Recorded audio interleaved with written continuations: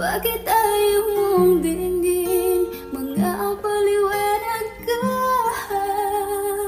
Sabi mo nga, nakakapangutang ka para may maipadala sa Pilipinas. I really suggest, minsan kasi talaga ang OFW, ang pinaka-giving nila is money, finances eh. Yan yung alam nila na pag nagbigay sila ng pera, since hindi sila makakapagbigay ng oras, pera, hindi sila makakapagbigay ng physical, physical touch, hugs, or quality time, ang bibigay nila pera. So, sa sobrang kagustuhan natin na mag-compensate, na feeling nating nawawala sa mga kamag-anak natin, kaya tayo padala ng pera. Pero alam nyo ba, may nakausap din ako na inabot siya ng ilang taon sa pag-abroad. And then dumating ang point na yung mga anak niya na umaasa sa kanya, hanggang nung matanda na siya, umaasa pa rin sa kanya at hindi marunong magbanat ng sariling buto. I really Video, naging emotera tayo.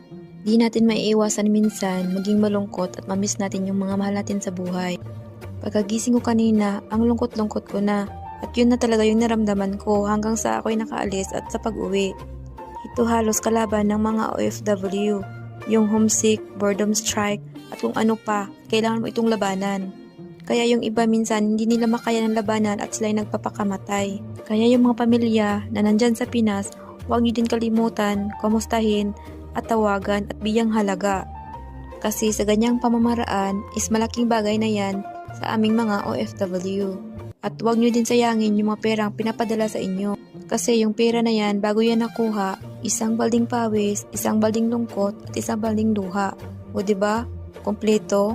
At kung mamalasin ka din, hindi ka na rin makauwi ng Pinas na buhay. Sa mga kapwa ko OFW, isa lang masasabi ko sa inyo. Matapang ka kasi nakarating ka sa ganitong lugar. Mahalin mo sarili mo, huwag mo tipirin sarili mo. Kung ano gusto mong kainin, kainin mo. Kasi ikaw ang nagtatrabaho. O ayan, naparel talk tuloy ako, ang haba na ng kwento ko. Buti na lang yung kasama ko, ang daldal, kaya sa pag-uwing ko ngayon, nawala na yung homesick ko. Explore, naglagi kami dun sa Shangri-La, sa Makati, doon, or sa dun sa, meron pa, dun sa may Makapagal, dun sa may malapit sa MOA, nung hotel yun.